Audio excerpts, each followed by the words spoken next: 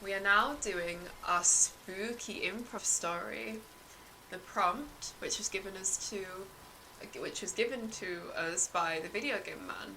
Thank you, the video game man. The prompt is school at night. Thank you very much. Right.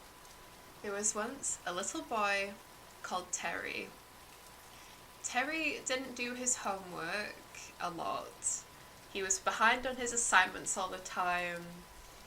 He didn't do a lot of projects. He was a bit lacking from a teacher's perspective. But Terry, frankly, was just sick of school. Oh, Jesus Christ. Sorry, I'll lower that down. But frankly, Terry was just a bit sick of school. Mum, said Terry to his mum, please, can you let me drop out of school? I can't take it anymore. And she said, no, I'm not going to let you do that. Don't you remember last time? Last time, said Terry. Yes, last time when you dropped out of school, you went on an absolute rampage, caused everyone havoc because you weren't in lessons, you weren't in education, so you had nothing to do, and you went around rampaging everyone and pranking everyone, and you killed those two kids, Mick and Daniel. Okay, I get it, says Terry. Fine. So, Terry begrudgingly makes his way to school. He goes through the boring day with his boring teachers and his boring friends. He doesn't do any of his assignments.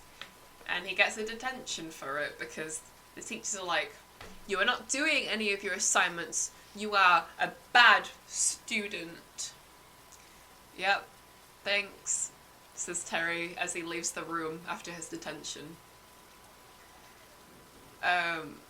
Honestly, people that say that someone is bad just because they don't do homework can fuck themselves. Doing homework and projects and stuff doesn't define your worth. Just your productivity doesn't define your worth in general. But I'm getting distracted. As Terry was, as he left the detention room and realised that all the lights in the school were off.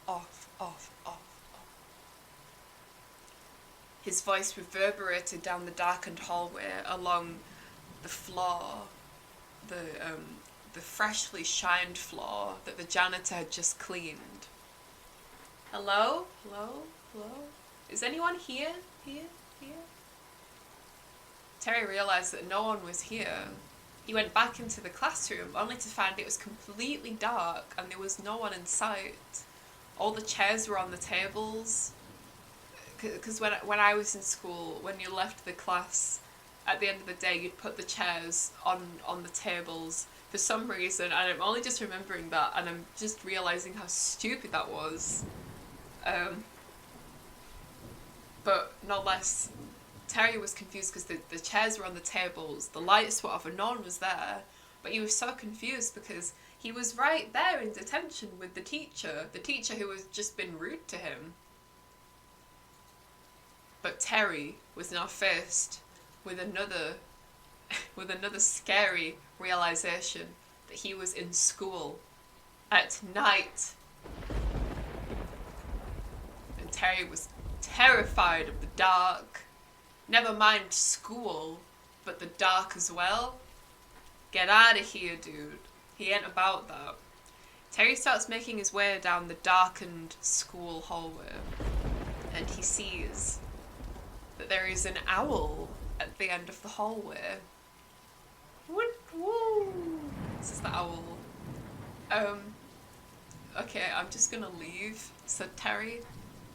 You may pass, twit woo, if you can solve my riddle, twit woo. Sorry, you were a speaking owl? Said Terry. Yes, of course I can speak just like you, twit woo. Now, would you like to answer my riddle? Well, first of all, who are you? Said Terry to the talking owl. I am the owl of education, Terry. Yes, I know your name. And I am here to punish you for never doing your work. Why is the school dark? Why is there no one here? I transported us to the inside out. The inside out? Yes. It may remind you of something else from a popular TV show. But copyright enables me to not be able to say the other thing.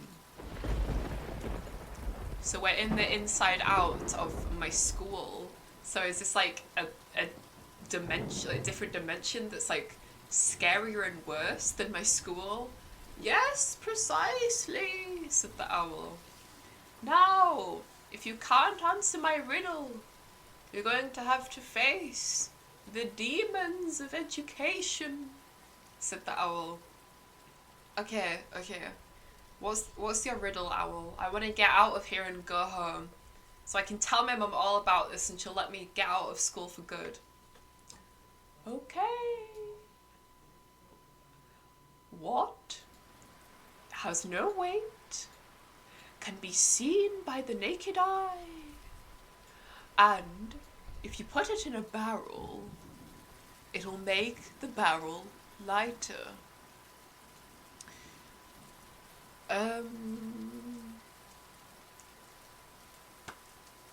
I don't know. And Terry just runs up the stairs that lead to the conservatory bit of the school. I'm thinking of the plot of my own school. You went up some stairs and there was a conservatory bit. You go in the conservatory bit, you go out through the door, down the stairs, and that's what Terry did. He went out of the conservatory bit, down the stairs, and then he realised that the sea was surrounded with a sea of dark water. Terry stepped a little bit too close to the water and his shoe touched the edge of the water line. Ah! His shoe started to catch on fire. Ah, what the fuck is this? That is lava, said the owl who had flown up behind him. It is darkened lava, so no one would ever know. You'd think it was water, so you start to drink from it, but then your insides start to burn until you die. Twin-twoo. What the fuck are you doing to me, man? I just want to go home. You must answer my riddle, Terry. You must answer. Terry had grabbed the owl of education by the throat and was squeezing tightly. Let me fucking home right now or I'll crush your goddamn throat. Oh shit, said the owl of education. I had not considered this.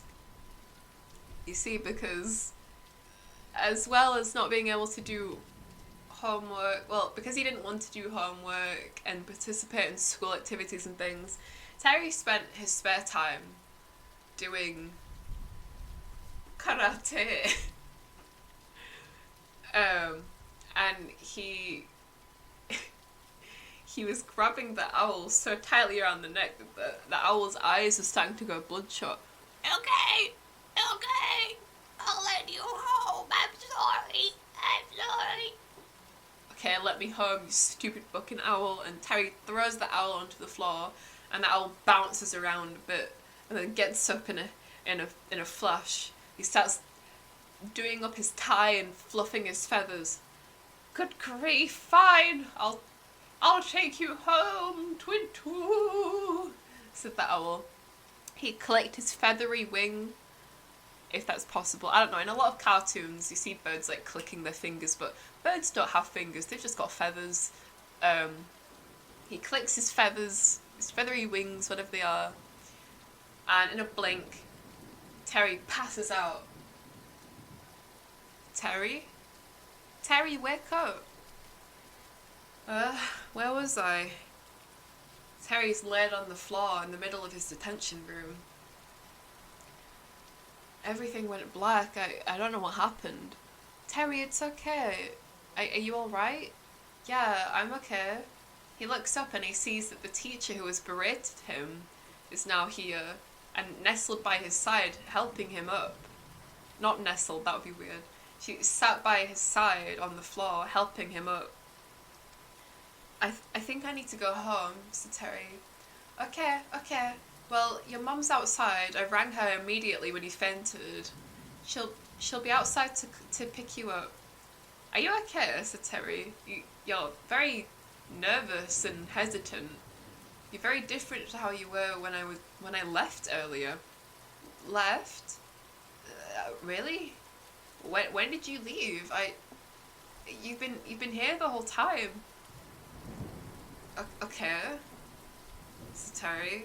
Well, I guess I'll leave now. But sorry, I needed to sneeze. I guess I'll leave now. Thanks for the help though. Um, Terry left the detention room and he was very confused because his teacher mercilessly beat him, like, with her words. She was rude. She'd constantly call him names and berate him about his lack of enthusiasm for schoolwork, shall we say. Terry left the school, got into his mum's car. Something feels weird, said Terry. What's wrong? Said Terry's mum. I feel like... I don't know, I feel like I'm in a different world. Oh, it's okay, Terry. Let's go home, and I'll let you drop out of school now, okay? What? You're letting me drop out of school? But you said that you didn't want that. You said that... Yes, I know what I said Terry's mother. But...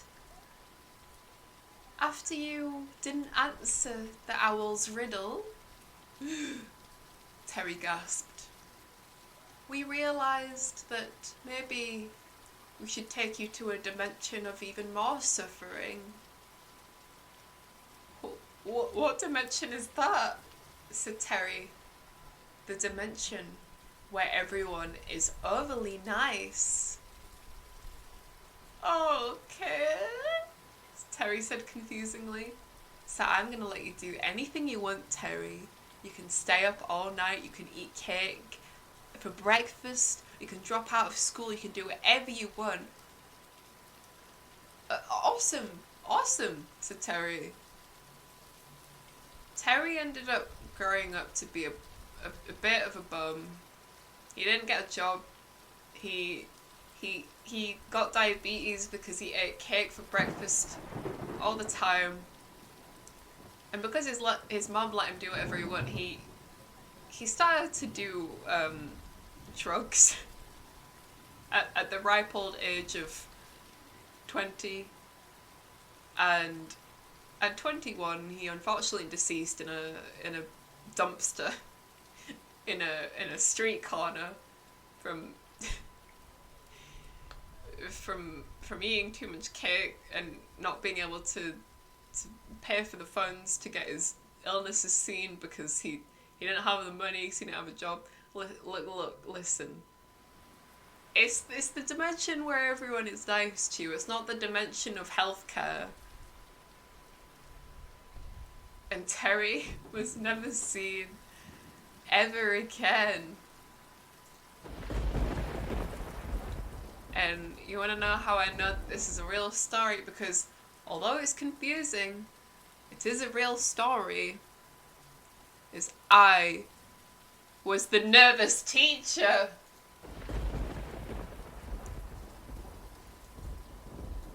That's it. I was just a nervous teacher.